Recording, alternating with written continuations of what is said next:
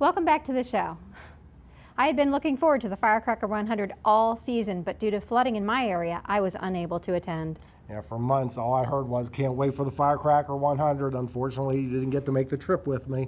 But I would say it was a great race. So let's take a look at Saturday night's Firecracker 100 from Lernerville Speedway. 60 teams attempted to make the prestigious race. After 6 heats and 3 last-chance qualifiers, the 28-car field was set with the 0 of Scott Bloomquist starting in the number 1 position after a top 6 redraw. To his outside was the number 1 of Josh Richards, who had won both preliminary events leading up to the 100-lapper. At the drop of the green, Bloomquist surges to the lead as the 25 of Shane Clanton moves to the inside of Jared Landers in a battle for 3rd place. Landers uses the top groove through 3 and 4 to take the position, while the 17 of Dale McDowell works under Clanton to move into 4th. The 29 of Darrell Lanigan also joins the mix. After a lap 1 caution eliminated 2-time Firecracker winner Jimmy Mars and local favorite Alex Faree, Richards pressured Bloomquist for many laps after the restart, with Bloomquist using the top side to hold Richards at bay. At this stage of the race, 3rd through 5th consisted of McDowell, Clanton, and Lanigan. That would change many times throughout the race. A couple of times, Richards would edge past the leader, but Bloomquist would continue to hold the position by running the top groove. As they encounter the 44 of Clint Smith, Bloomquist dives low to lap him.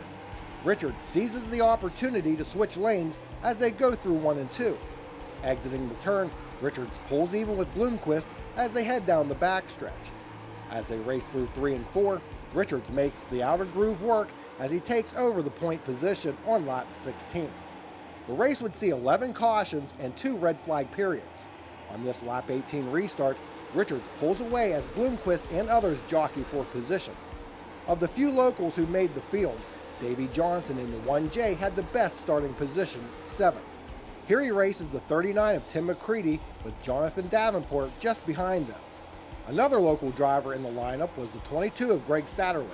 After being involved in a couple of incidents in his heat race, Satterley made the show by winning his last chance qualifier.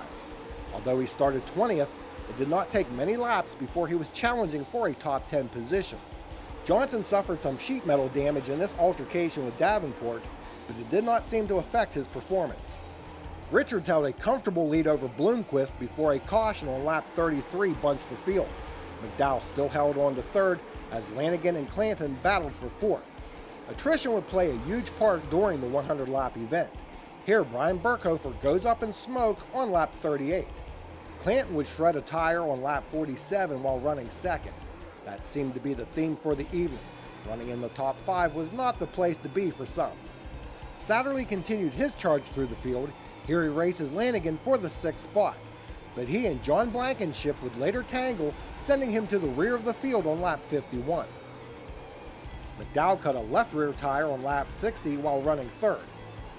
Bloomquist went pit side on lap 70, derailing his chance to become the first repeat and 3-time winner of the event. As the laps wound down, Tim McCready held the runner-up spot ahead of Lanigan and Rick Eckert in the 24, who came up through the pack after shredding a tire on lap 58. Satterley continued to impress as he too charged back through the field. Here he races Landers for 5th place. After a caution on lap 81 bunched the field, Eckert was able to take 2nd place away from McCready. A few laps later, he came close to taking the lead away from Richards exiting turn 2. Yet Richards powered off the top side to retain the position.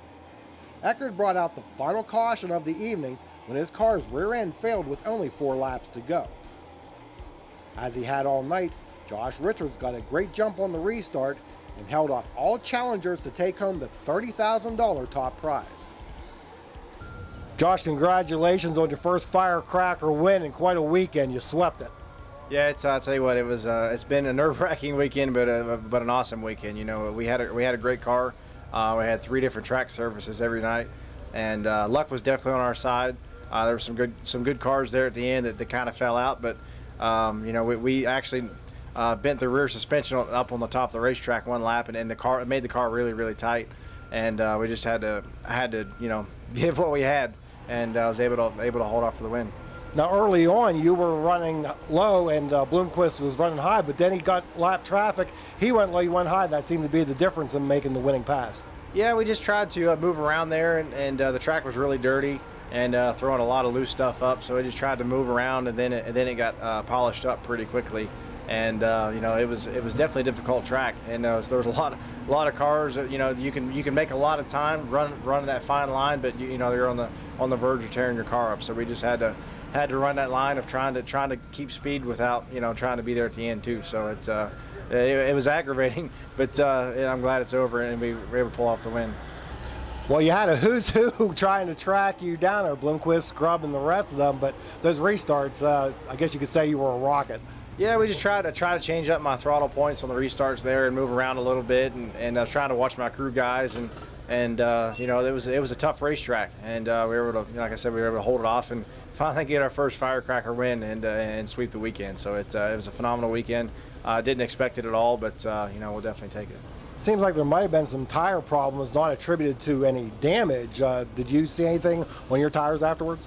Yeah, I think the track was just, you know, guys were abusing their right rear tire up on the top, and I think they were just getting hot. Maybe it might have been something up there puncturing them, but for the most part, it was just because the track was really fast. Well, it's pretty hard to top this. You can come back and win again, but to sweep, can't do any better than that. No, it was hard to do, and we'll try again next year. That's what we do. So it was a lot of fun, and it was cool to finally get one. Tim McCready held on to second.